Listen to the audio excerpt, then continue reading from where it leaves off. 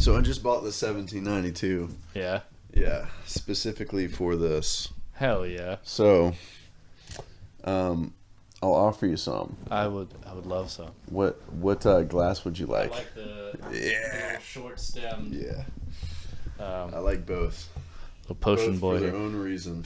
Yeah, that one's cool. I feel like it leaves little flecks of gold on my lip though, because it's been in the dishwasher. Yeah, these have not been. Thank you. These have not been in the dishwasher yet, or maybe they have, but these look good. Like, Yeah, they're cool. They see do the look. brim? Oh yeah, they're not flaking off at all. Clean. Clean as fuck. Thank you for this delicious whiskey. Yes, sir. Hey, cheers. Cheers, mate. Thanks for reminding me. You guys know Cam. If you're listening, you know Cam probably. Cam and his damn jam band. These guys are freaking rockers, man.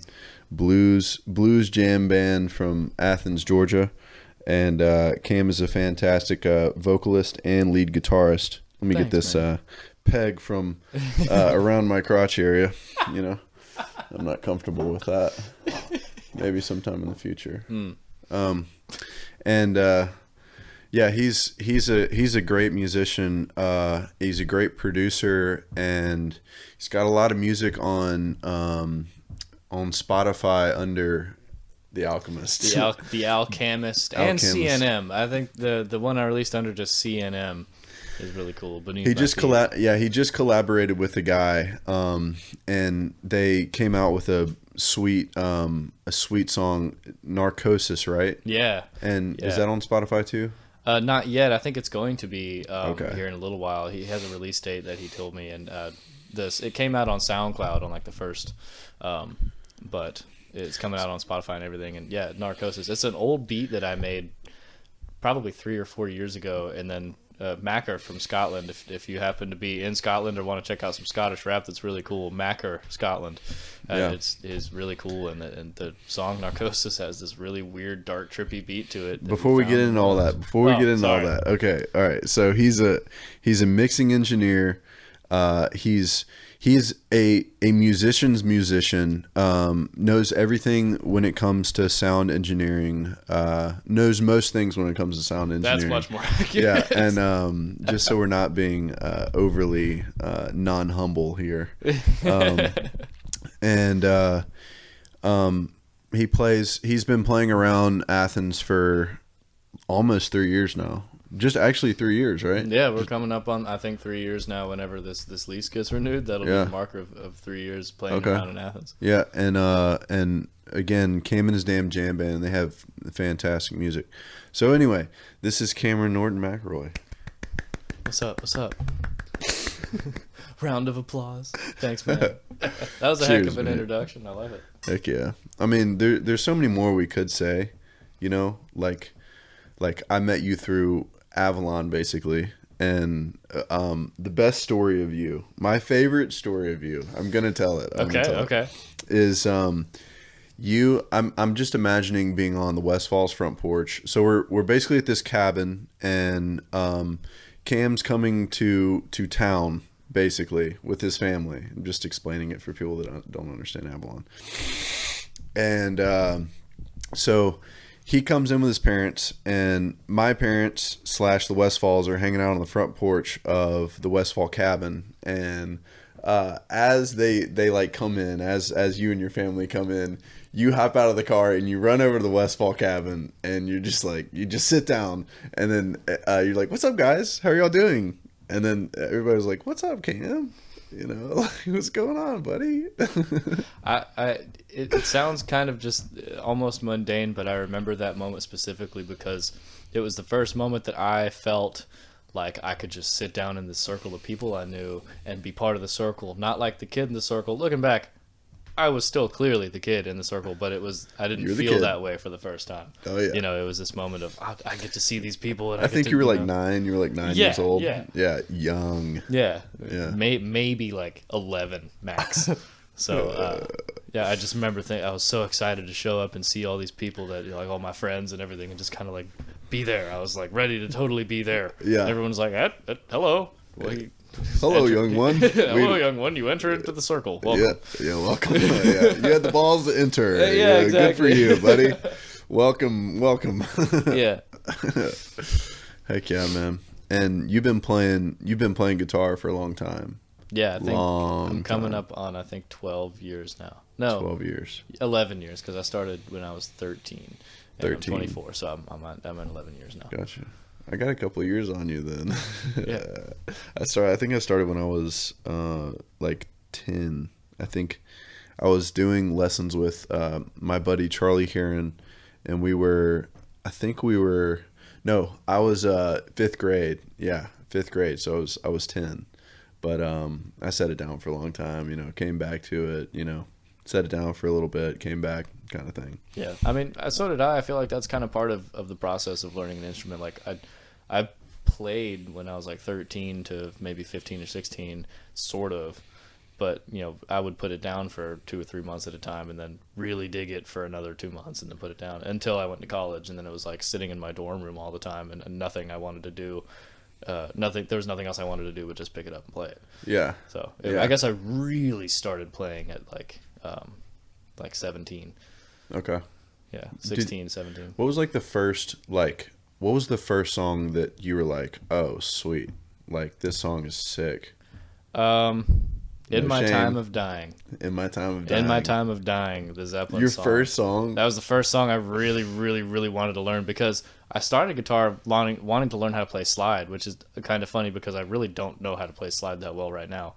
Can you play In My Time of Dying right now? Probably, yeah. You want to try? It needs to be tuned to a really weird tuning to do it. Well, there's a tuner right there.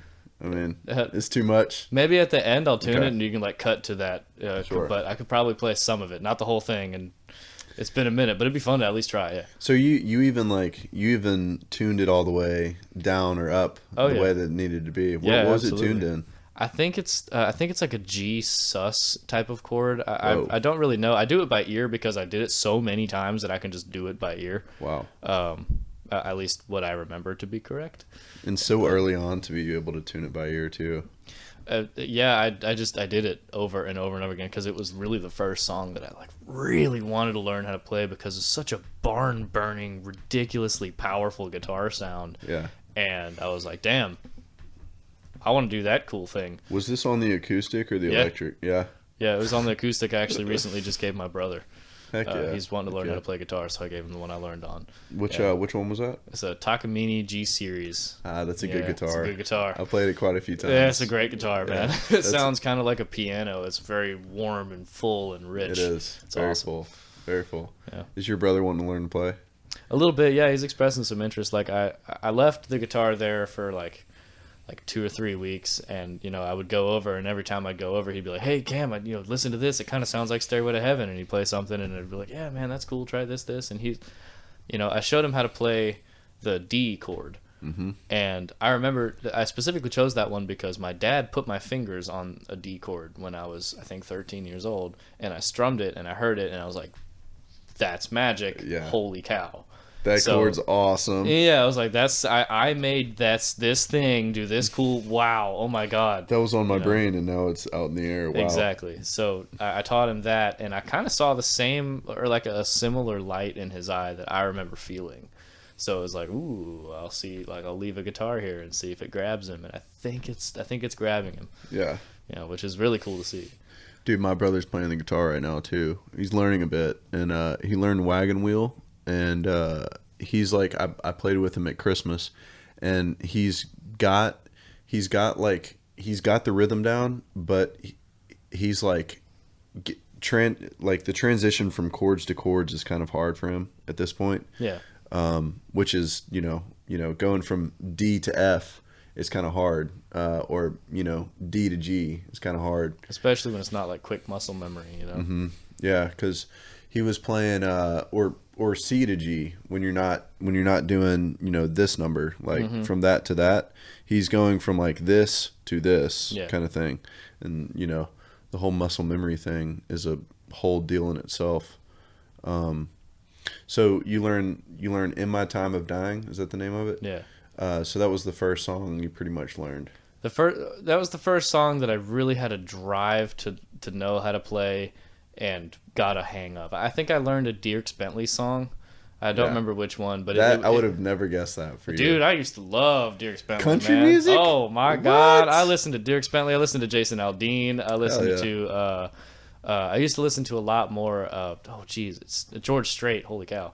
I used to listen to George Strait like crazy. What? Yeah, man. This is crazy. Yeah, when I was like anywhere from, I guess, probably 12 to 16, I would vibe out. I still vibe out this country music if it's on. I like country music. It's good shit. Yeah. You know, just because I don't play it. Well, I guess I kind of do sometimes. But, you do. You know, man. I think the first one I really, really wanted to learn just the chords of so I could sing and play the chords was probably What Was I Thinking? The Dierks Bentley song. What was I thinking? I know what I was feeling, but what was I thinking? That one. I was like, this song is hilarious. I want to learn how to play it around a campfire, and I learned that one. But I wouldn't really say he shoots the dad shoots a shotgun at the bumper of his car. Like peppers the tailgate. Man, that song has such great imagery. I loved it, and I still do. It comes on, and I'll sing the whole damn thing in the middle of a mellow mushroom. It's great, man. And so I guess technically that was probably the first song that I wanted to learn, and I learned it on the same porch at Avalon. One of my family friends taught me how to play that song on that same porch. Was that at the Boogie? No, it wasn't. It was. I don't even really think it was at an event. I think we were just there, and they happened it was just happenstance type of thing. Yeah. I didn't. I would still probably go with In My Time of Dying, just because of the meaning behind it. It was less of a this is a cool song, and it was more of a this is something magical. How can I make that happen? Yeah, and it was a much more meaningful thing. The magical piece of music making / covering kind of thing. It's like, and completely owning a cover of a song feels incredible. Like when you're covering a song, but you feel like you wrote it. That's the only way that you can cover a song, kind of thing. And like that's magic to me because I think writing music is magic. And then if you can find a song that really translates your vibe inside of you, like a song that comes to mind for me is like Parachute by Chris Stapleton. I'm like, this song translates me, and like that song is magical to me because like it feels like I wrote it even though I didn't, but when I play it, it feels like I did, kind of thing. So yeah, but it's like the magicalness of feeling the way that the music can come out of you is incredible. It's like you can fully translate everything that's going on up here into this instrument / voice / whatever you want to do musically. Yeah, absolutely. Yeah, and it's hard to describe when later in life I read about what Zeppelin was doing when they wrote In My Time of Dying and played it and recorded it and the story behind it and their whole, whenever I learned later that all of these emotions that I felt when I was pretty much a kid learning these songs, I felt these raw, evil, raunchy things when I played that song. And I didn't really get it because I was 13, but I still felt it. And later in life, learning that, like, of course that's how that song sounds, and of course that's how it makes you feel because this was happening. It's almost like it was the first piece of like musical truth that really spoke to me. I was like, there's some unbelievable emotion here, and that really hit me in the soul.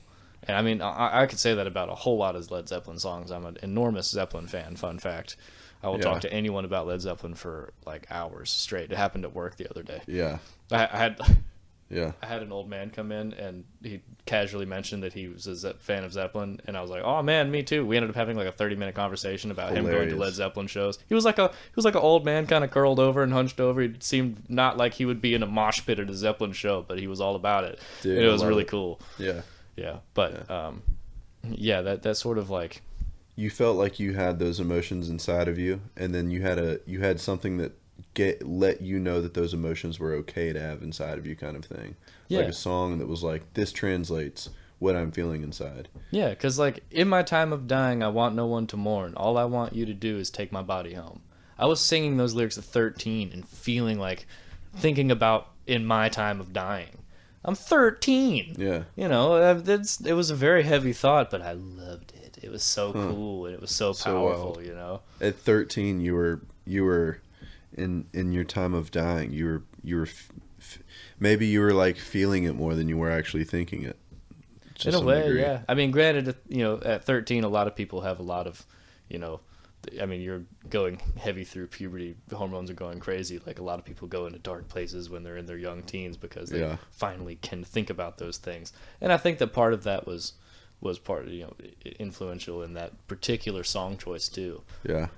But there's no denying that, you know, that song has that emotion because of, you know, what was going on with every individual member when they wrote it. And it's cool that translated to me as a 13-year-old kid. They didn't write it for a 13-year-old kid. That's a really deep song. I mean, maybe they did. So when you were reading it, it was like when you were reading about Led Zeppelin writing that song, were they talking about like the emotions that were going into the song, or well, it was a lot of the things that were going on with the band at the time. Like, there was a lot of turmoil in the band itself, and the band was kind of sort of dying. And, you know, when they made Physical Graffiti, they were at a super amazing point in their career, but there were also lots of like quiet demons in the background. Okay. I could be wrong on this fact, but I think that, you know, shortly after that song was written, Robert Plant's wife or son, I'm bad on this particular detail, died in a car accident. Yeah. Or got in a really serious car accident and almost died. I think that's what happened. But, you know, Jimmy Page was starting to get heavier into drugs, and it was kind of there was this air of kind of like quiet death looming over the band at the time. So they wrote this, you know, powerful song about, you know, in my time of dying, and then Jimmy Page goes unbelievably insane on the guitar. Yeah. Yeah. And Jimmy Page is like your hero, kind of. In guitar terms, absolutely. Yeah. You know, the way he expresses emotion through, you know, the scales he picks and the notes he bends, and it's insane the amount of emotion he put into the way he plays guitar. Yeah. And what I really idolize about his guitar playing is the perfect mixture between technical, you know, fantastic technical mastery and the absolute expression of creativity and soul. He meshed those two perfectly, because I mean, in everything I've ever, you know, seen and heard and interviews and stuff, he really knows exactly what he's doing on the guitar. He's super learned. He knows so many chords and scales and everything. But when you listen to him live, it doesn't sound like a lot of really fantastic guitar players who just run their scales back and forth really fast. Sure. There's so much energy and soul and heart into it. Yeah. And it's this perfect mesh of the two that, I mean, I've not been able to find anybody that plays that way. Yeah. It's pointed. It's more, it's honest. Yeah. It is learned and honest. He knows how to express himself in the exact way that he like puts it out through the notes he plays. Dude, he just learned how to do it perfectly. I've got this mentor. His name is, you know, Dabood Tripathi, Yeah. and he told me once I was in a really good mood, so he knew that I was like open for information, you know. Yeah.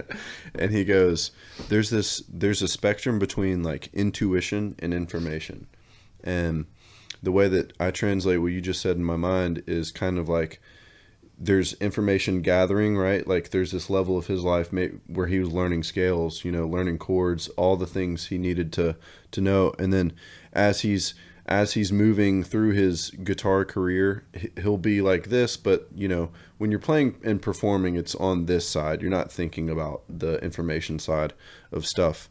If you were Jimmy Page, play like Jimmy Page. So he's like pushing this side all of the time, like constantly intuitively drawing back on the information that he got from before in his life. Like for me, that's what I feel, I guess, to some degree. Was that a burp? Yep.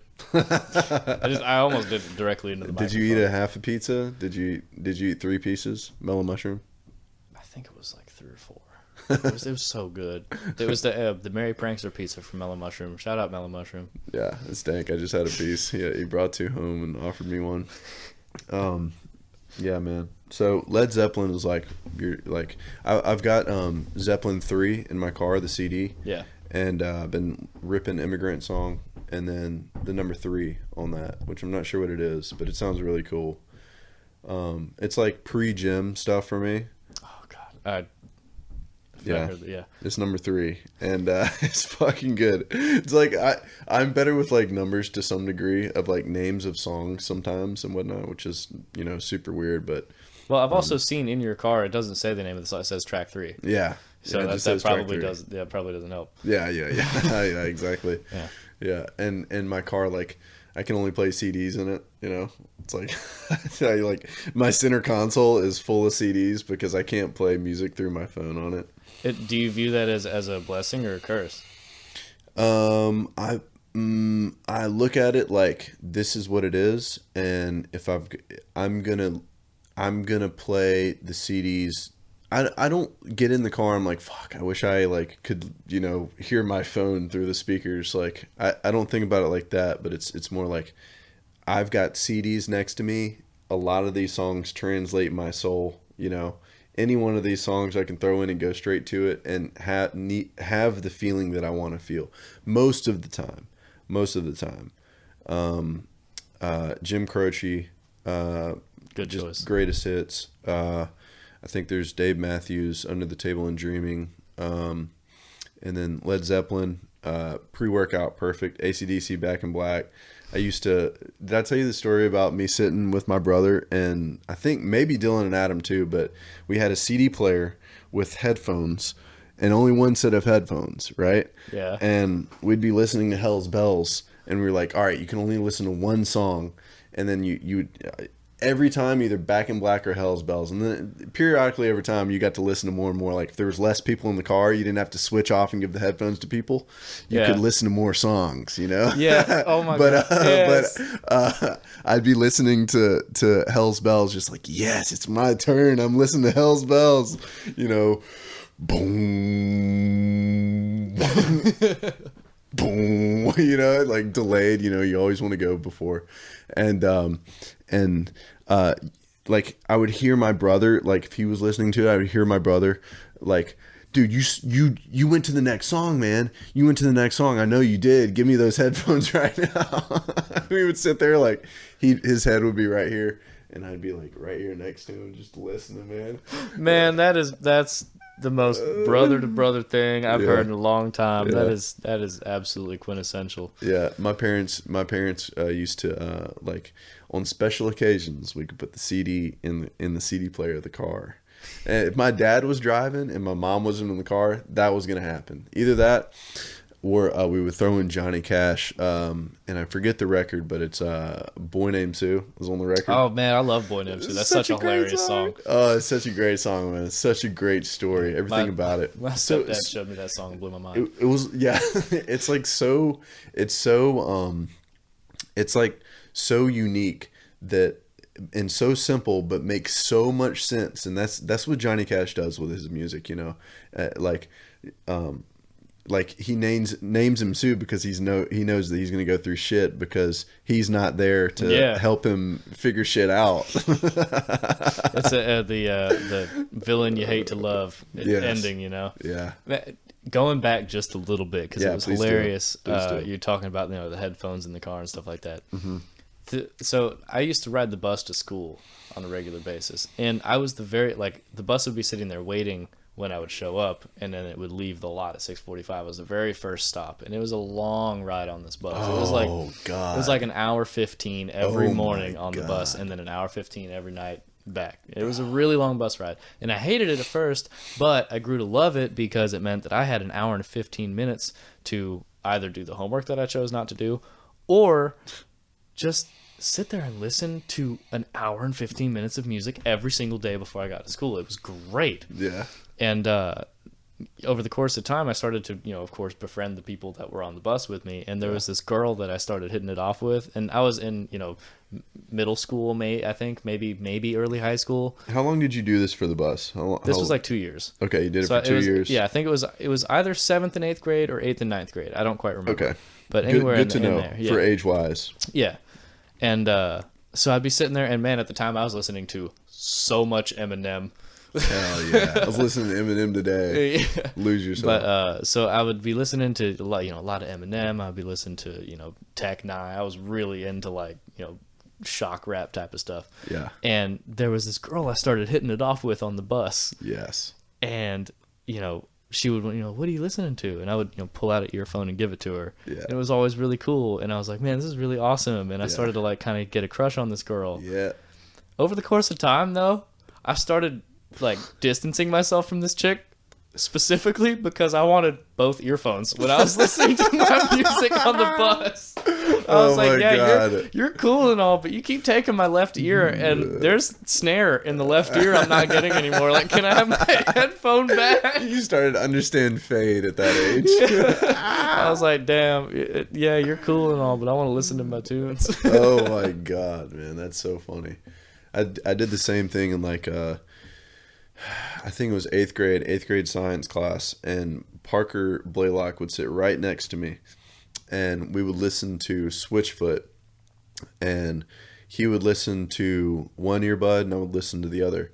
And I was kind of always okay with it because I was like, Parker's cool. I want him to be my friend, kind of thing. But I had an iPod. I had a lot of good music on that thing. I was proud of it. Like the iPod Nano that's like this tall and that thick. It was like the one that had the screen on it. I was like, oh, I've got the screen, baby. This ain't no shuffle, dude. We're not shuffling, man.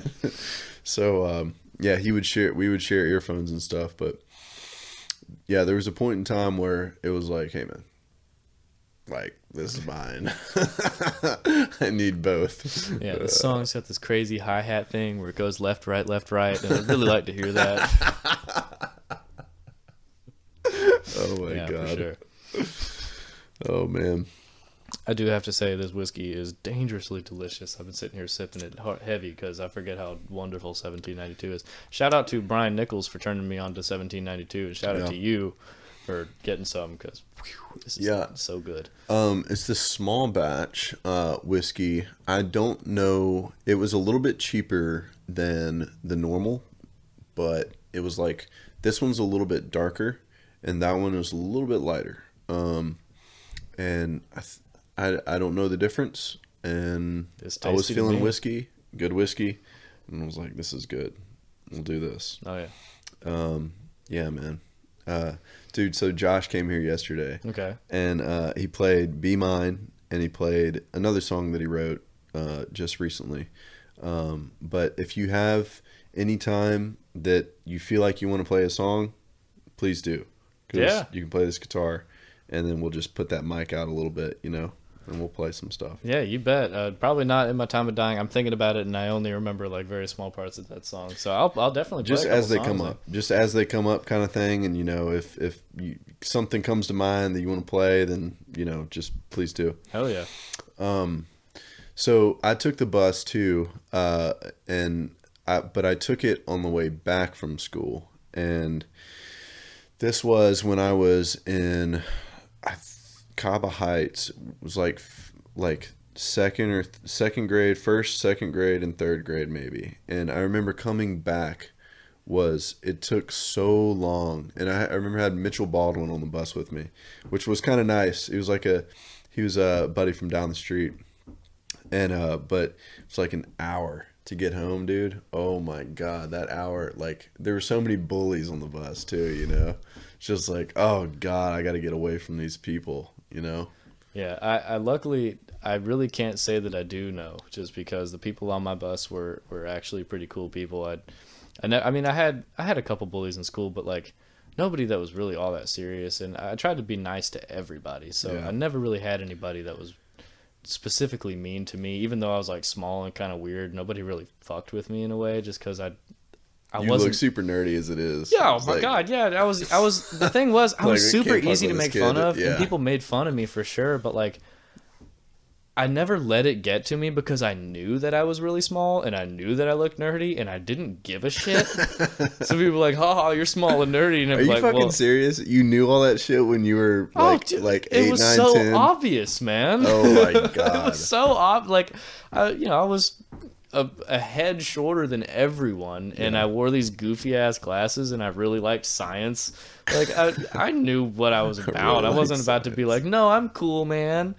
Even though, I mean, sometimes I did do that. I played football in 6th grade when I was easily a foot shorter and 100 pounds lighter than everyone else on my team. Oh, my God. Which was kind of a pride point for me, to be honest with you. I only stayed on the team because I was like, fuck you guys, I'll still play football. Hell yeah. I love it. That's that little piece of Garrett in you. Yeah, a little bit. I was like, actually, at one point, this is a funny story.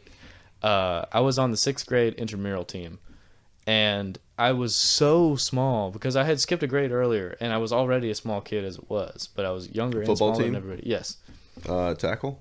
Yeah, tackle football, 6th grade, tackle football team. It was, we didn't play other schools, but we, it was intramural, so we played against each other, and we played pretty hard. I mean, I got my shit rocked all the time. I bet.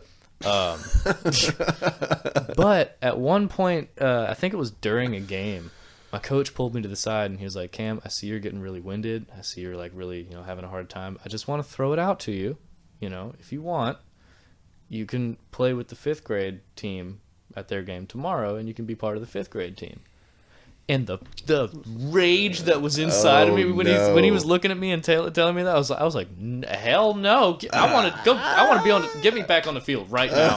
I was so mad. I was like, you're not gonna demote me to the 5th. Screw you, man! And of course, I didn't play any better because I was still really small. But I had this little fire, man. I was so mad. What did you say? What did you say to him? I said, hell no! I literally looked at him. I said, hell no! I want to play with these guys. This is my team. I don't want to do that. I was embarrassed that he like pulled me aside and told me that. I was kind of like mad. Well, at least you didn't do it in front of everybody, right? No, he did a great job, Coach Underwood or Underhill. I think it was Underwood. Yeah. But he did a great job, like, making it like a private matter so he didn't embarrass me in front of everybody. But he also was a great coach, and that motivated me really, really hard to oh man, yeah. It was like he wasn't trying to like kick me off the team, but it was clear that he didn't want me on his team because I was really small and little. So it was this like part of me that was like, man, I gotta if I'm gonna be a part of this team, I gotta really work super hard. Yeah. And I did. I would sweat my ass off at every practice and stuff, and you playing football is hilarious, dude. You playing football is so funny. Do you feel a little fire in your heart right now? Is that what you feel? It's more of a giggle. It's not a fire. It's turned from rage to funny. Yeah. Maturity, dude. I played 7th grade football, and at Pizzitz Middle School, and at what middle school? It's called Pizzitz. All right. Yeah. And every practice we would have to go up this super. You want some more?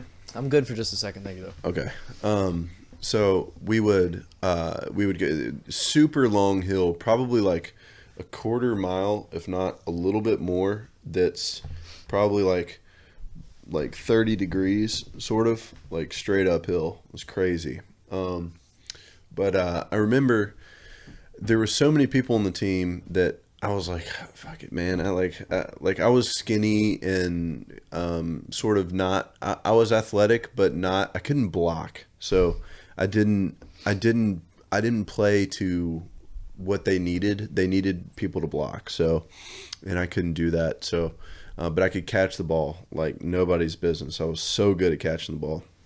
And I was good at breaking everybody's rules, but without like breaking the rules kind of thing.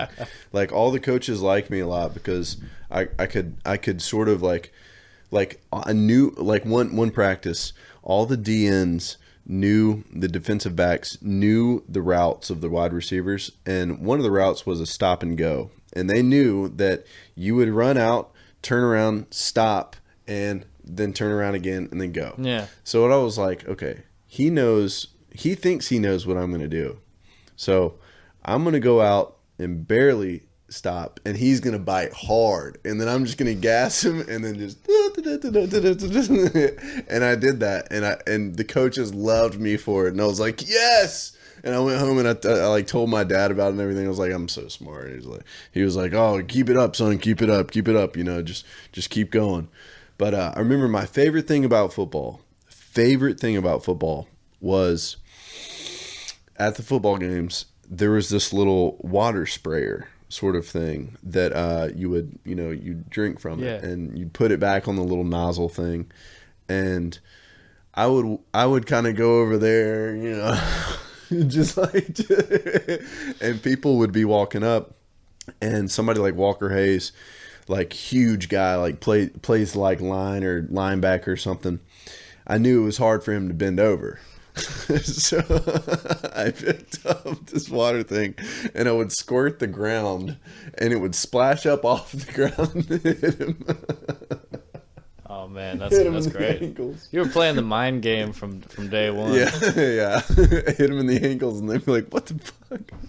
And like look down and like kind of like look around, like somebody spilled their drink or something. Like nobody was thinking like, I'm gonna spray the ground and make sure that it bounces up and the droplets hit him in the ankle, instead of like just spraying. Like if you just sprayed their legs, they would be like, "Hey, what the hell?" But if you spray the ground, it's like droplets come up off the ground and they wouldn't know. I got so many people like that.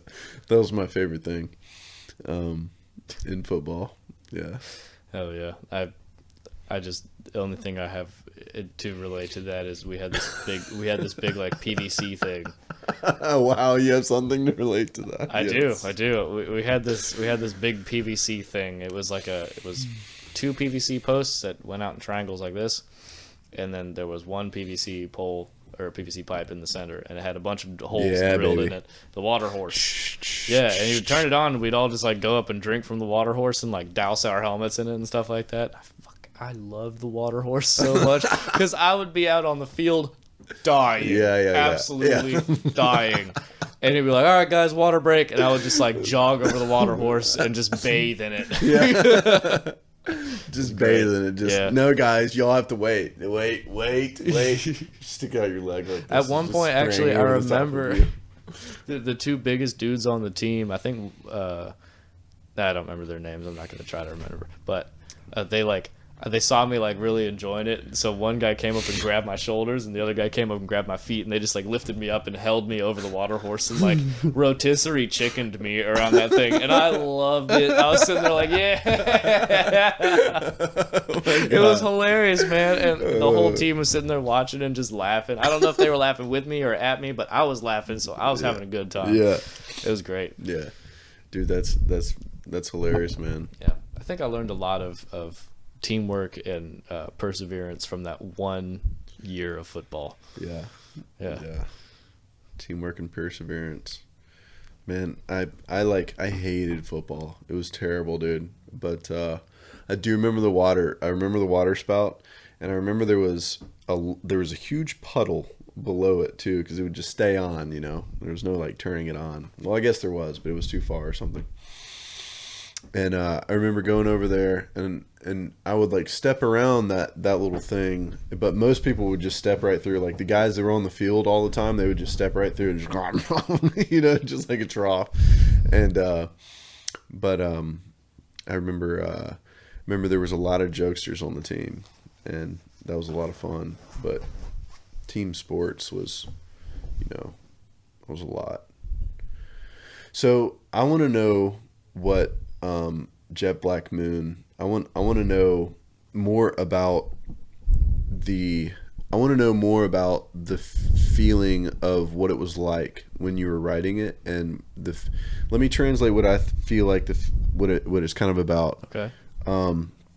Like you've got this beautiful girl here, and you're there, and it's quiet and not lonely, but just silence and sort of just solitude, just resolution and solitude there, kind of. But there's like the song it's in A minor, so it's a little sad, right? Yeah. So it's like you feel good being in silence and solitude, and there's not anyone to hear you, but you also have this girl back home too. That I feel like that's where the sadness lies, is like not being with her. Like that bond is broken to some degree for just a temporary period of time. Well, you're honestly, it's funny to hear you say that, because truthfully, that might not have been a conscious thing that I was thinking about at the time, but undoubtedly that had some influence on it, because for some context for those who might not know, I was in Alaska at the time when I was writing the song, and I had been there for, I think I was probably about 2 weeks at the time. And I didn't really have any cell service or anything like that, so I was totally pretty, detached from everything. And you're right. I mean, there was a large part of me that was kind of just generally sad because I really did miss, my girl back here. Mm-hmm. And while I was in a really happy mind state writing the song, I'm positive that had some influence on the actual feeling of the song because, yeah, you're right. It's in A minor. There's kind of a general somberness to the song itself, just in terms of the instrumental. But when I was writing it, I didn't think about that. Truly, that wasn't on my mind. I had been, in this little cabin in the middle of nowhere, and I had been just around my family for quite a while. And I'm a very I'm an individual person. I like to have my alone time. I like to do things my own way, my own, fashion, that type of thing. And it had started to get to me being in such close quarters with my family for so long. And when I wrote this song, they had gone out fishing for a minute, and I had this time to myself where, I was in the middle of nowhere. My family had driven a ways away to go fishing. They were probably a mile, 2 miles away, and the only neighbors around were a mile, 2 miles away. I was kind of really alone. And it was kind of a relief in a way. And that's not to say that I don't like my family or anything like that at all. That's not the message I'm trying to send whatsoever, but it's more of after a while of being caught up in another universe, I got my own universe back. And I was sitting on the porch, and it was a beautiful day. The sun was shining. I was seeing these mountains and bald eagles fly, and it was a quiet day on the water, and it was absolutely silent outside. Mm-hmm. And I was sitting there realizing I have my universe back. There's no one around. Yeah. No one's listening. I can sing as loud as I want. I can miss a note, and it's okay. And I was finally in the space of complete, not necessarily solitude, because I think solitude sometimes has a negative connotation, but just at complete peace by myself. And that's what inspired the "ain't nobody there to hear me" line. And it felt so good to know that I can belt out this chorus. Mm-hmm. And if my voice cracks, ain't nobody there to hear me. Right. And I feel like that's part of why the song has this powerful emotion to it, is because I wrote it without anything except emotion. That the first time I sang that song, I butchered that shit because I was really trying to sing super loud because no one was around. Yeah. And it was kind of a juxtaposition of being in a sort of, negative mind state with, missing being home, missing my girl, missing my friends and my music and my band and everything, but also being really happy to be completely alone. And I think depending on where you're at when you listen to the song, you'll get a piece of both of those. If if you listen to it and you're not necessarily in a good spot, you'll probably hear a lot of the messages of the somber undertones and the general feeling of it and stuff. But if you're really in a good, confident spot mentally and you're feeling just fine listening to it, I've had people say it sounds like a really happy song, which I think it's really cool. I've had a lot of people say that, this song it's a really powerful, sad song. And I've had the same number of people say, wow, this song is a really great, happy song. That's wonderful to me. That's interesting because it's like the token of have a coin of one side being like sad because you're not with your girl, you're with your family too long, that kind of thing, and then the other side is like, I've got my own universe back, baby.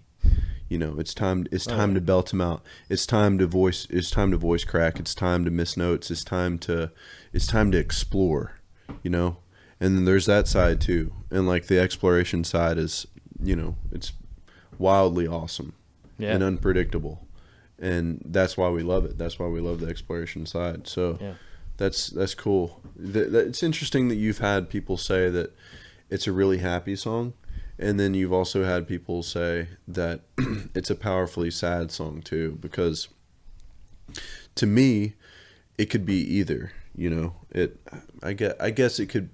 It can be either, and especially with your explanation of it, I'll be able to, when I'm listening, it will feel. I didn't understand the side of you needing your own universe back again, and then you got it. So that's cool to know. And then you did like all the harmonies on it and everything. Like, you worked on that song a long time. Yeah, pretty much an entire month for a couple hours every day. I was in here just getting it down. Yeah. I mean, on a whim one day I was like, you know what? This is a really cool song. I wonder what would happen if I tried to record the acoustic part. Yeah. And I laid it down and I was like, that went really well. Like, I think it was take 2, and I was like, that's it. What happens if I do this? What happens if I do this? And it just kind of became this like, okay, I guess I'm finishing this song because I'm deep into it now. Yeah. Yeah.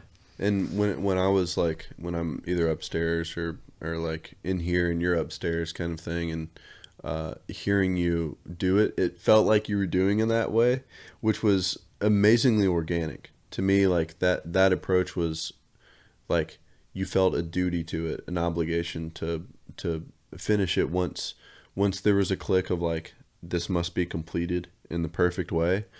That, to me, that felt like, you know, you had a mission. And like when people have missions in mind for what they want to do, it's fucking awesome, you know. So yeah. It's really cool. That's a lot of how my mind works when it comes to quite a lot of things, but especially music. Like, you know, there'll be an idea that will grab me. And I mean, it started from the first idea of, I want to learn to play the guitar. Yep. The first idea grabbed me. First idea. Yeah. And it just did not let go. Uh-huh.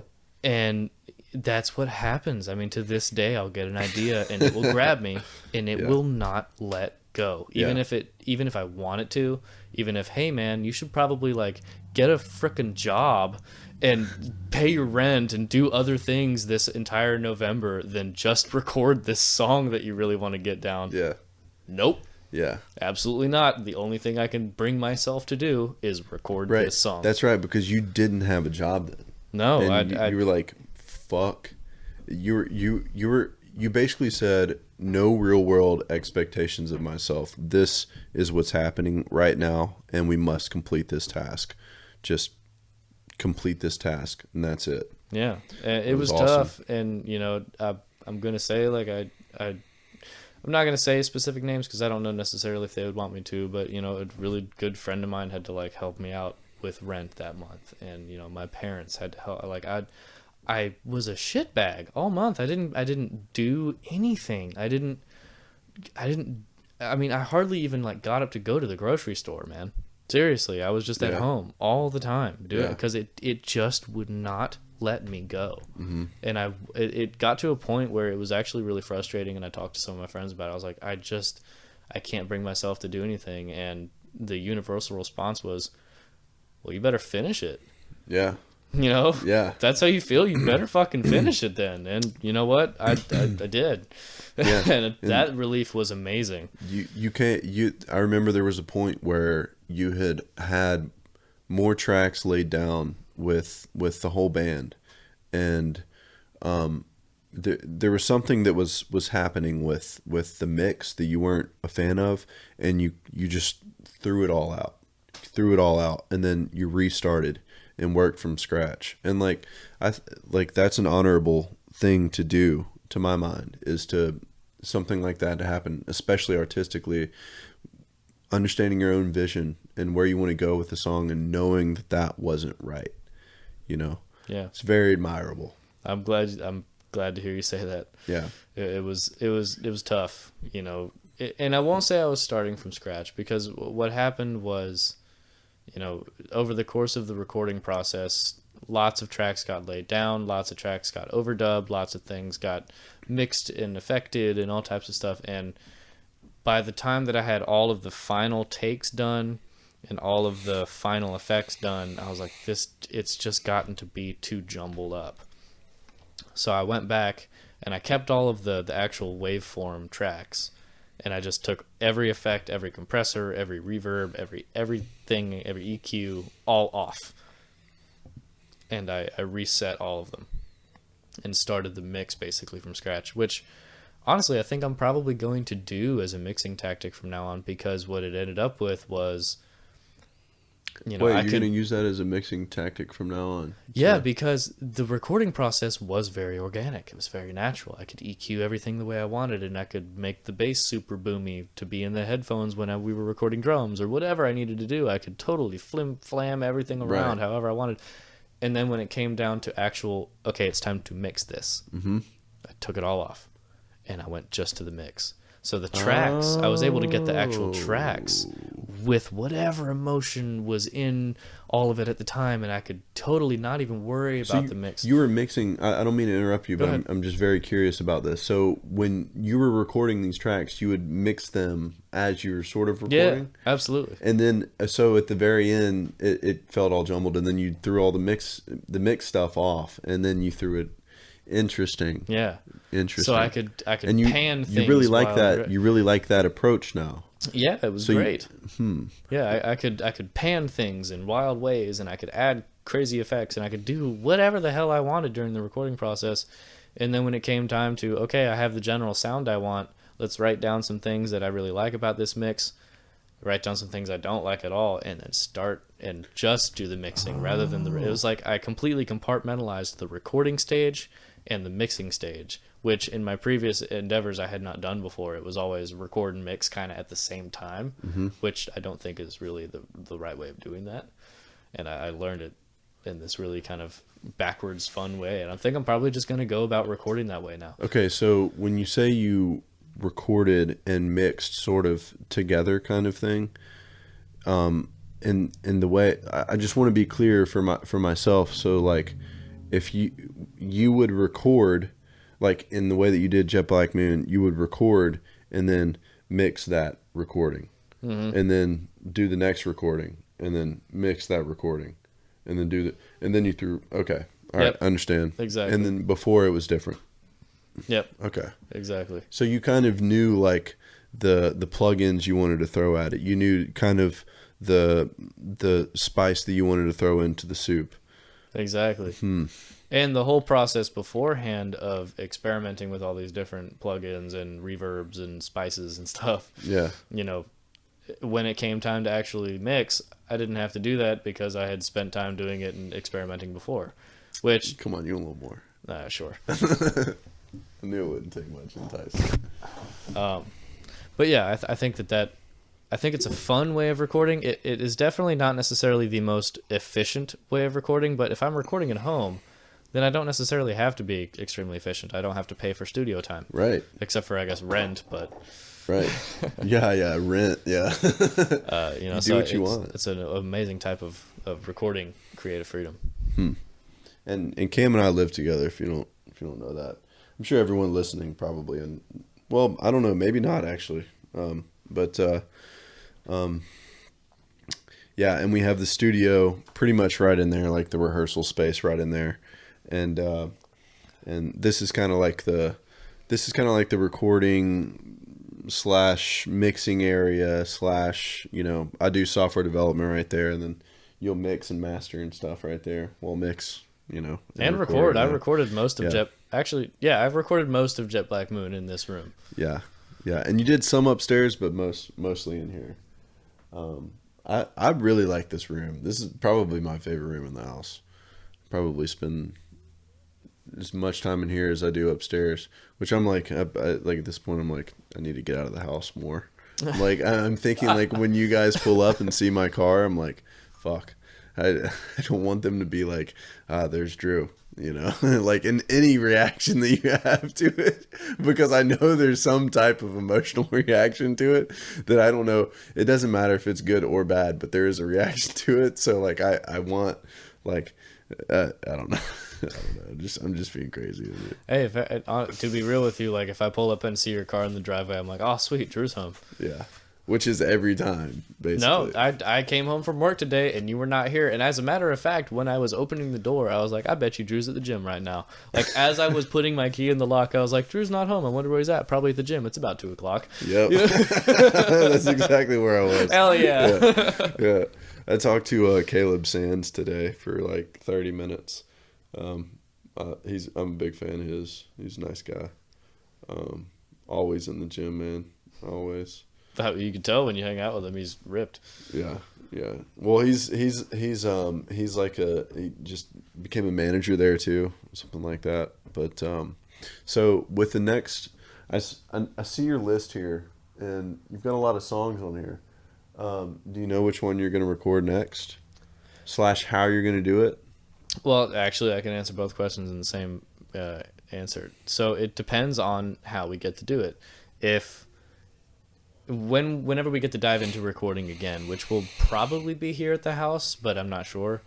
If we get to go into a studio and all play live together and get really good isolated tracks and stuff and have the whole studio sound thing, then I would really love to record my potion. Okay. I want to get that recorded. I know Garrett wants to do that. Yeah, it would be a preposterous thing to say that it is our masterpiece. But as of where we are right now, I feel like My Potion is one of the best songs we play. And it's intricate, and it is fun and cool and exciting, and I really want to get it down. But what I know I can't do is do it here. I can't do it justice here. So we need to be in a studio. It's got to be live. It has to be a good live take. And they have to be great isolated. sound. We have to do it justice, because if we tried to do it here, it wouldn't turn out as well as I know it can be. That being said, if we don't go into that first, and I think it would be really fun to record Gypsy Magic Woman here at the house first, because that one we could put together with a couple tracks at a time. And make it more of a fun Lego project of a song rather than recording it all live. Yeah. I think Gypsy Magic Woman or My Potion. Would you be down to play Gypsy Magic Woman? Yeah, man. Sure. Hell yeah. I think that pick will work for you. You should be in tune too. But you can check, of course. Let's see if I can get this to kind of be in between us. Yeah. It's pretty close. Uno momento. Maybe do a little like fade cutscene. Yeah, man. Well, the tuning is a part of the music making to me. So I feel it's people like to. I was putting strings on this guitar the other day, and my friend was just extremely curious about what I was doing, how I was doing it, what was going on, and he's not normally that way. So I was explaining everything to him. So people are interested to some degree. Fair enough. All right. Gypsy Magic Woman. Okay.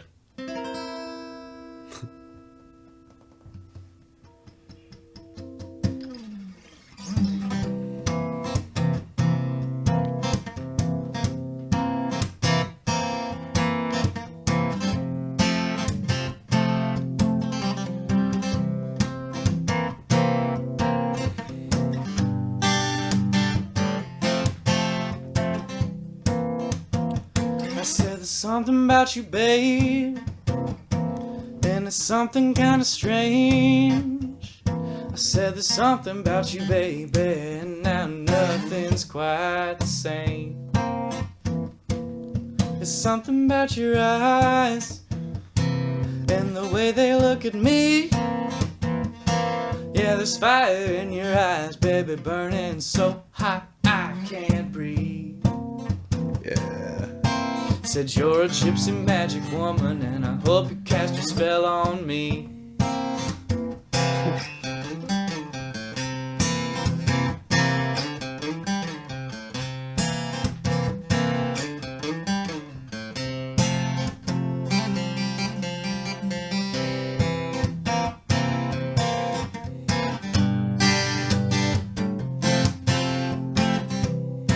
Oh, well, I can feel it coming, and it's it's coming on strong.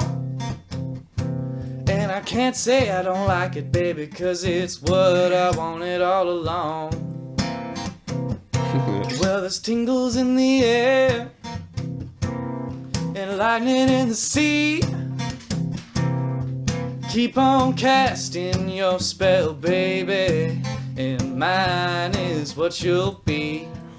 Said you're a gypsy magic woman, and I hope you cast your spell on me. Said you're a gypsy magic woman, and I hope you cast your spell on me.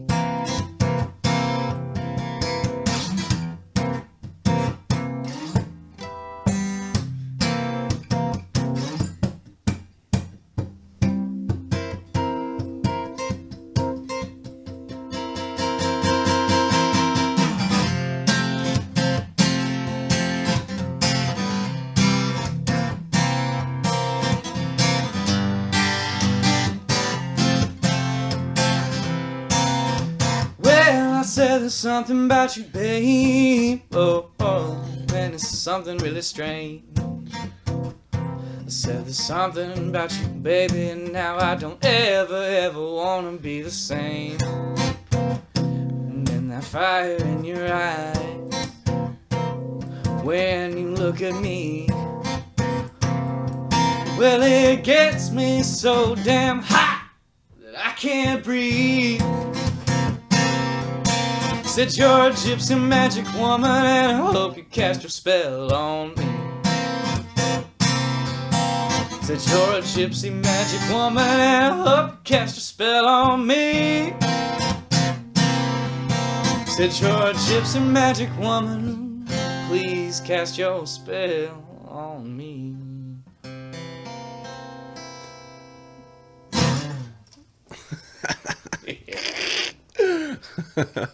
So, if not my potion, that one. You've edited that to some degree.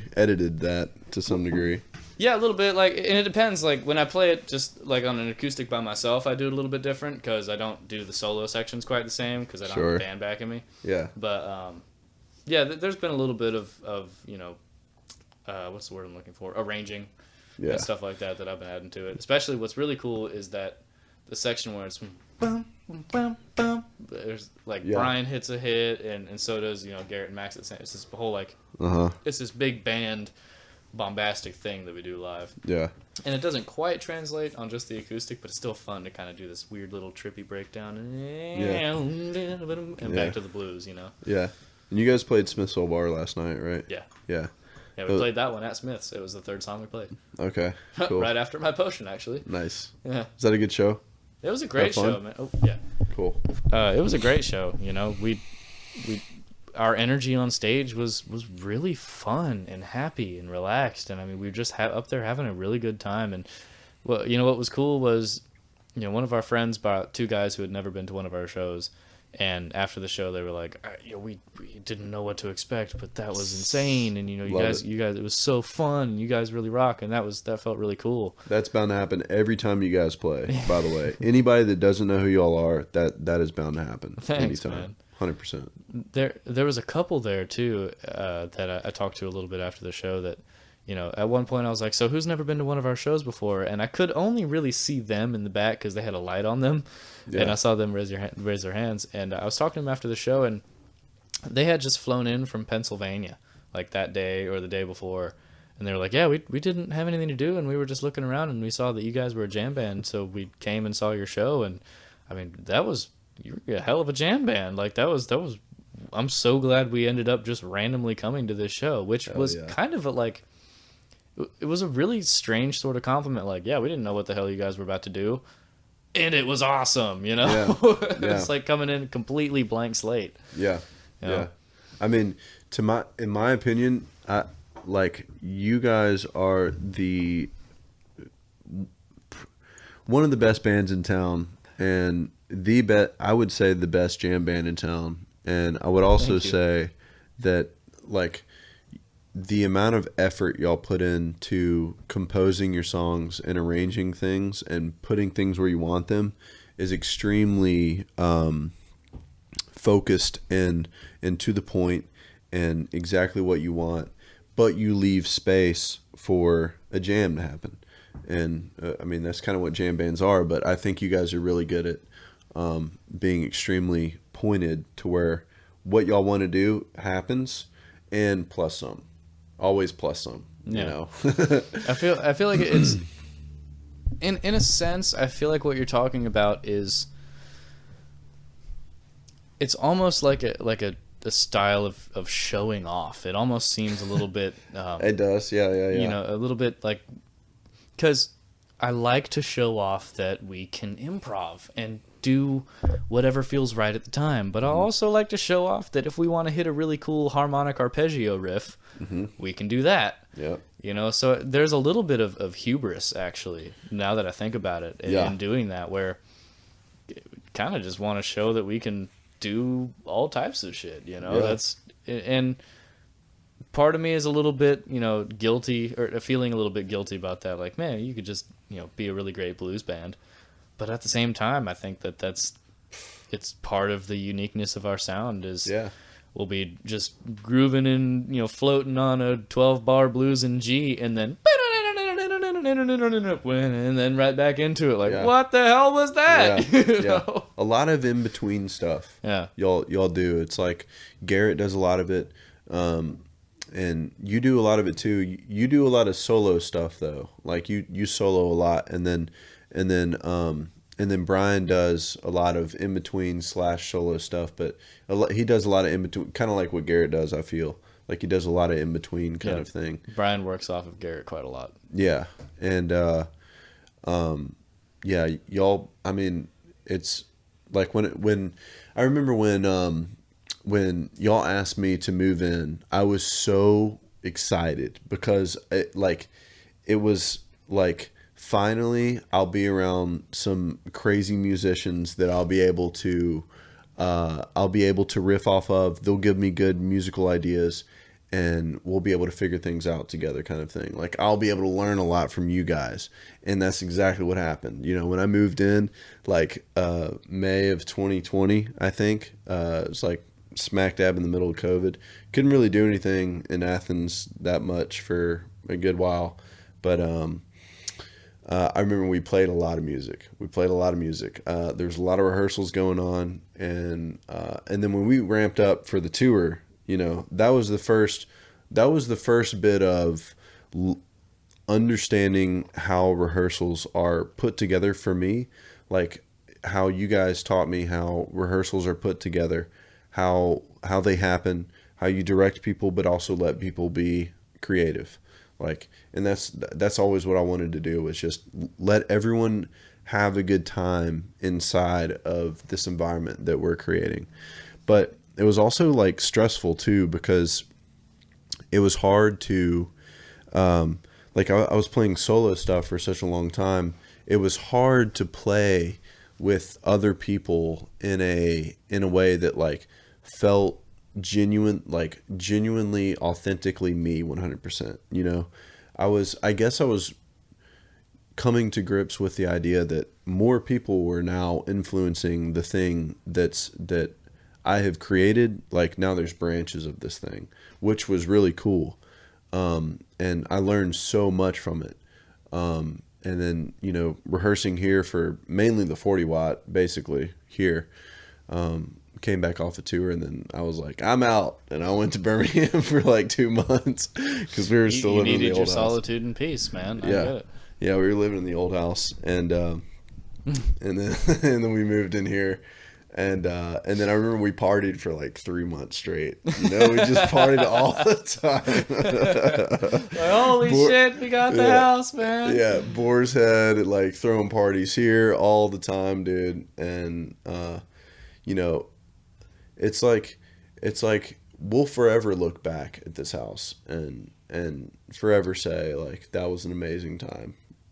Forever. You know, whatever ends up happening in August, when, you know. Yeah. It is like such an amazing experience, and you know, there's just I learned, basically what I'm saying is I learned a lot from you guys, and I'm really grateful. I can say the exact same about you, man. I feel like my songwriting and my solo guitar work has been influenced quite a lot by by the way that you could look, that by the way that you look at it and the way that you go about it. And I can say the exact same thing about you, man. Oh, and it's funny that you were talking about going from a solo artist for so long to playing with a band. Mm-hmm. I feel like I'm kind of in the same boat, but flipped in a ways where I'm so used to playing with the damn jam band that I play. When I played Gypsy Magic Woman earlier, just acoustic, like, it feels so different, and I'm also almost having to like relearn what it means to be a solo songwriter, because I have the show tomorrow night at the Root, and it's just me on the acoustic. Maybe some people will have cameos if they show up, type of thing, but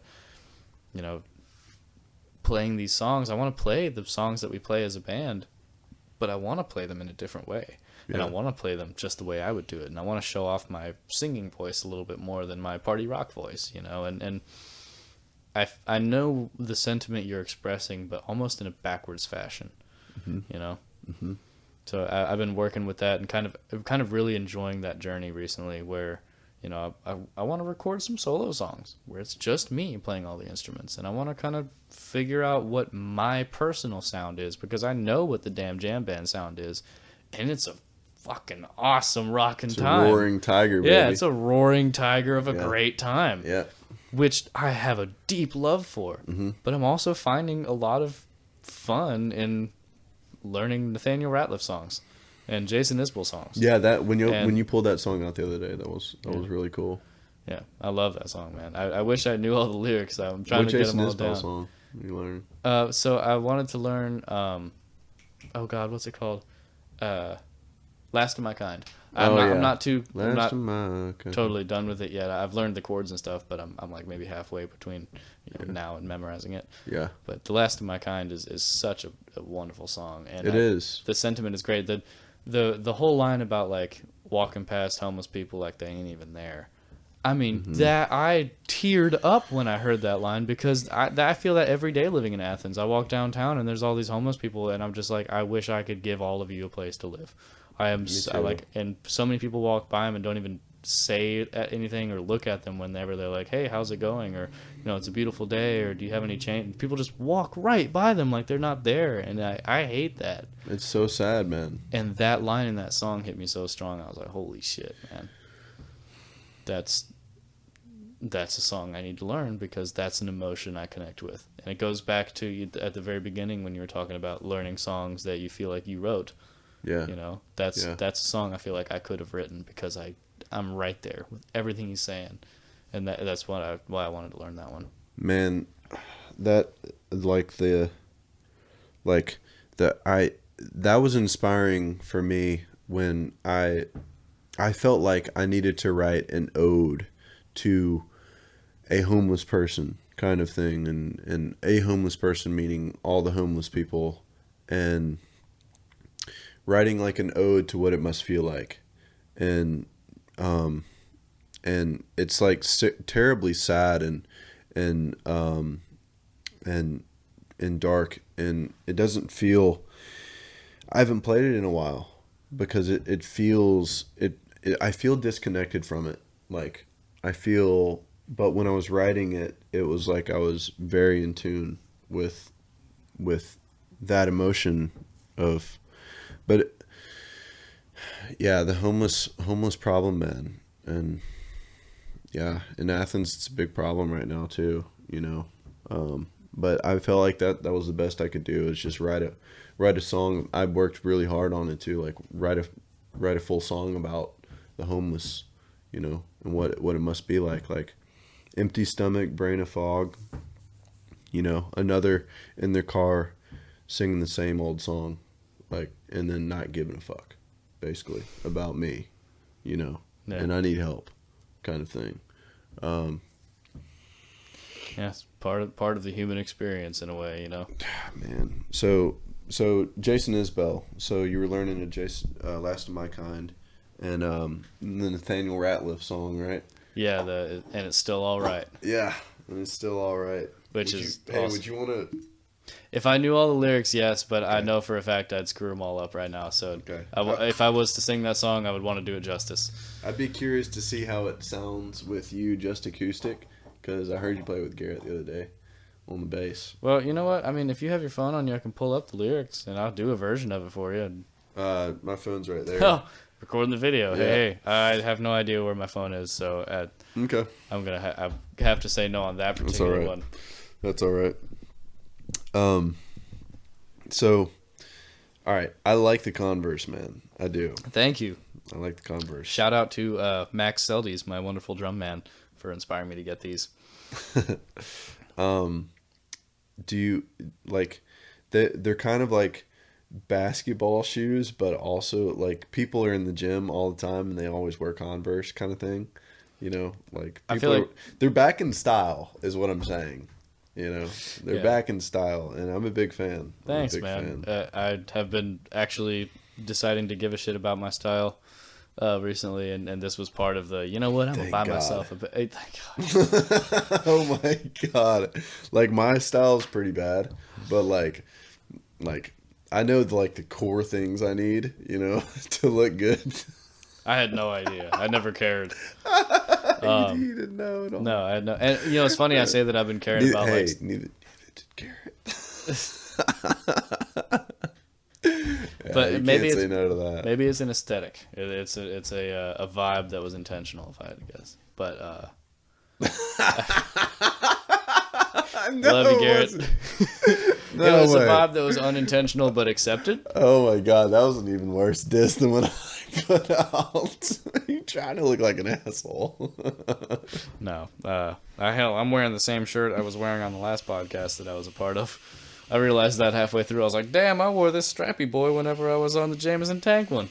Yeah, that's a cool shirt, man. Yeah, thrift store, man. Yeah. Hey, shout out to the thrift store. America's Thrift. America's Thrift. Kevin's Damn Jam Band needs a sponsor. Sponsor. Yo, if we were sponsored by America's Thrift, we would have the dopest outfits all the time on stage. Yeah. Brian would be decked out in Texas gear. Like, he just needs to fully commit to Texas gear. He needs to fully commit to it. He needs to have boots always, jeans, cowboy hat, leather vest, and a button down always, and a big belt buckle. And that needs to be a part of the damn jam band vibe. And that's it. It doesn't need to be psychedelic. We're all psychedelic and damn jam band. I mean, whatever. You guys can choose what he wears and stuff, but he loves that. He loves that vibe. He likes like the Nashville vibe, you know? Yeah. Hell, I mean, I'm about it, and I bet you if you told him that before we play the live wire on the 29th, he would show up looking Texan as all hell just for you. Hell yeah. And honestly, just for him too. Yeah, all for him mostly. I like the way he looks, and he needs to grow his beard out a little bit more, you know, and have it like cut to like this length, kind of. He kind of has that right now, though. It's like it is like this length instead of like super super tight. I think he's been inspired by Garrett a little bit. Yeah, Garrett. Yeah, Garrett's big old man beard. He's had a beard since he was like in 8th grade, 7th grade. Yeah, I'm very jealous. Yeah, he matured faster than any of us. I remember I popped up and like I like grew up in junior or senior year of high school, I think, and I was working out at that time too, and all I was doing was upper body workouts type stuff. So like I was getting big up here, and then I was also not eating breakfast, so like I was getting slim, but I was getting like big up here. Yeah. And like I remember one time my teacher noticed, and she was like, "Drew, you're looking like good but slim." You know, like, have you been working out? And I'm like my like 45-year-old teacher is saying this, who's kind of cute, but not in that way. So you were getting hit on, is what I'm hearing. Maybe, but she had my same last name too. Her name was Miss Thomas, and I was a really good math. That's a deal breaker. I was immediate deal breaker. Negative. Your last name is Miss Thomas. Nope. Nope. Sorry, can't do it. Doesn't matter who you are. And she she was a good teacher, and I was really good at math too, and kick ass at math. I'm proud of that shit. And yeah. I wish I could say the same. I always was all right at math. You all right? Yeah. Yeah. which was tough because like later in my degree, math became like really intensive, Yeah. and I was okay at it. But holy shit! How was your writing? Oh, great, man! I could always Pretty write good. really well. It was terrible. It was terrible. Yeah, I always let like everyone would bitch and moan about like whenever, oh my god, we have an essay question. I was like, sweet. Fucking Essay hated questions. essay. I was that guy. I was like, fuck. I loved essay questions because one, I was good at them and that helped obviously, but also because an essay question allows you an unfathomable amount of bullshit. Oh. You can work your way around actually answering a question Yeah. really well Yeah. with an essay question. Dude. I was good at that shit. You know what I loved to see? I love seeing teachers sit down somewhere and grade those essays because I can only imagine what's going through their mind. But when one of them like kind of hits where they're like, you know, like they're doing that, they're not thinking about any of those lines they just read through. So I feel like they're just like, this is good, you know. I'm like sucked into this thing. Like invested in what they're saying. Yeah. Yeah, and it doesn't need to answer the prompt anyway because they're not interested in the prompt, you know. I mean, right? Like they're not. It's all a deception tactic. Yeah, it's all a part of like the 7th, 8th grade system. That's like, this is what English teachers do in this grade, and you must give them these prompts. Yeah, that's I remember like I have no idea what my SAT score was. I don't remember now, but I remember that like my math was pretty okay. It was good, you know, it was decent. And then like my reading and like reading comprehension and stuff were like super high because Yeah. I always had this ability to like, it wasn't necessarily knowing the answer to the question. It was reading the question and figuring out what they were actually asking in a way, you know. It's hard to describe, but like it was almost like psychoanalyzing the person that wrote the question in the first place to figure out how to answer the question. Because I would spend the whole year like paying attention to my English teachers, and Oh, I mean, really? all my yeah, dude, oh, absolutely. I would spend the whole year like learning the personalities of my teachers, so I could learn how to answer questions in a way that What? would pander to them and get me better grades. Wow, that's great. Yeah, That's amazing. That's so smart. Wow, I would always just like English. And I didn't think past that point. Oh my God. I remember I would kiss ass to teachers to try and I knew that teachers liked for you to come talk to them after class. So I would always do that, especially in college. I was like, I'm a terrible writer and I know it. And I would go up to my teacher after class and just ask him questions about the prompt, like ask him like good questions. And then I know he was reading my paper thinking, God, this is terrible. And he'd be like, this is a C. This is C material, if not D, but I'm going to give him a B because he likes me and he talks to me and he gives me feedback in my classes. That's valuable. That might be a letter grade of value in another area that I was like tapping into. it's showing actual effort, but Yeah. in a different way, you know. Yeah. And like scheming my way through college that way, that's what I was like, whoa, I could like there's value in other areas besides just like the thing that I'm, you know, doing with. And dude, I remember I did that. I didn't do it to like scheme my way through, but I did it to just help myself out. I was always going for A's. I had a 3.5 in college, 3.56, something like that in college. So like A's and B's basically, but mostly A's. 3.56. My goal was like a 3.5 in college. I was like, all right, if I get a 3.5, I can get any job I want. Doesn't matter, and which is kind of was sort of not true. I had that thought when you said that. I was like, how'd that work out? Yeah, when you get to the interview room and they're like, this guy is an idiot, or they judge you in any way they want to. And like for me, I would get to the interview room and well, I basically applied for one job, and that was CTS. And I ended up getting it, but I sort of kind of applied for like a few more. I don't even remember. Maybe PwC, and that was it. But I remember I did like a mock interview with them, and I remember them like paying me attention. Yeah, I've got to like sit there, this fucking idiot college students like, spiel or whatever they're telling me. And but I remember just in college, I remember talking to the astronomy professor, and the stats professor was the main guy.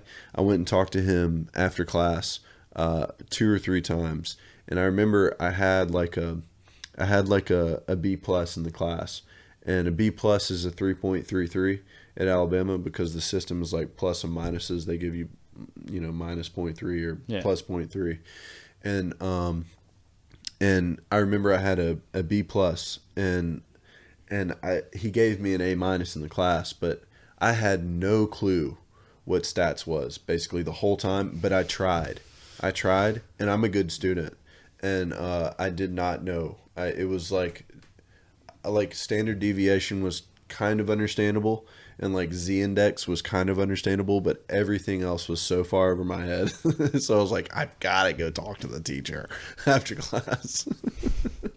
Yeah, absolutely. And then I was like, okay, if I make a 3.5, I can just party as much as possible. Cool, that's the goal. Accomplished. Partied a lot. Boom. Great college experience. Great success, I suppose. I feel like UNG, of course, was wildly different, but you guys are getting like the college experience a little bit like right now, sort of. I feel like that a little bit. I would say in a way yes, but it's almost a much better sort because I'm not gonna say I didn't party in college because that would be a lie. Yeah, I certainly did. It was a different kind of partying.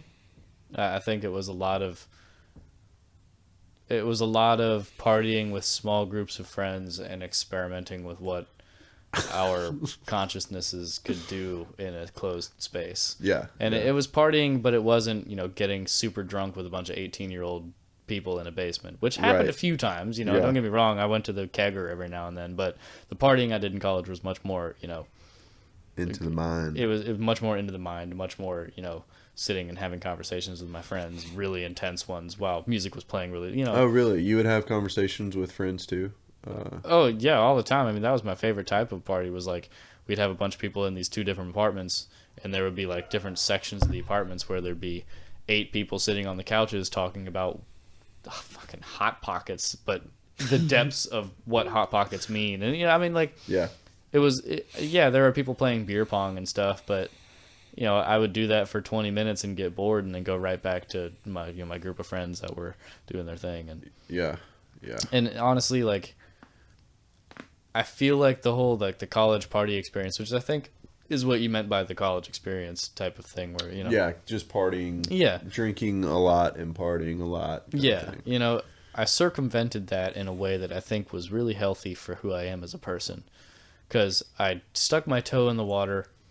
And at points I dove in, excuse me, and to the partying, to the whole getting super fucking hammered at a kegger party, and doing that. I did it a few times and all that. It was cool, and I learned that wasn't really my thing. I'd prefer to be with my friends playing music. Yeah, which is evolved into where we are now. I still prefer to be with my friends playing music, and after the show, we'll party and have a great time and you have some drinks and whatever, but, it's not all about that. No. And I love the fact that where I went to college was not all about that. It was a lot of hiking. It was a lot of trails. It was a lot of studying and a lot of, just doing your thing, which was perfect for me. That's what UNG really taught me, was you can do your thing here in this space with a bunch of people that are also doing their thing. Yeah, man. At the time, I remember thinking when I was going to college, I was like, I want to go to the party school. And I remember that was like the thought. And like it turned out I got lucky with MIS, with management information systems, my major. That was like the top school for that at the time, and going through that was, I learned a lot, and I got lucky with that. But yeah, man, there were some sad times, you know, at some points of where I didn't understand that I wanted to be alone, you know, or, you know, I was feeling this way and wasn't sure that I didn't know that I was feeling that way. You know, like I didn't understand like the emotions that were going through like basically my heart, you know. I didn't know how to think about those things. And yeah, there were a lot of sad points. There were a lot of fun points, but also some sad points that, you know, maybe going to something like UNG would have been easier to sort of navigate, because there was less stimulus, less things going on to, you know, it was easier to just sort of float in your own way, instead of like, hey, you gonna come to industry with us tonight? You're gonna come to Moe's with us tonight? You're gonna come to Heat tonight? You're gonna come to, you know, like, you're gonna come to the fraternity party? You're gonna come to Phi Game? You're gonna Sigma Nu? Like, there was always stuff going on like that all the time. And but yeah, I don't know. I don't regret it. That's for sure. I mean, it was a lot of fun. But yeah, Learning the same lessons in different ways, I think. Yeah, for sure. What time does they started at 8? I guess, I'm not sure. What time is it now? 8:30. Oh wow! How long have we been talking? An hour 30. All right. Something like that. You want to go ahead and pop her done? Sure. We can go hang out with Josh and company. Yeah, sure. Their Man. show. Good to have you, brother. Yeah, that was fun, man. Yeah, thank you. Yeah, and cheers. Just hanging out and stuff, you know, it's fun. Go follow Cam. Cam and his damn jam band. Is it CDJB Band? It's CDJ Band. CDJ Band on Instagram. And go follow them.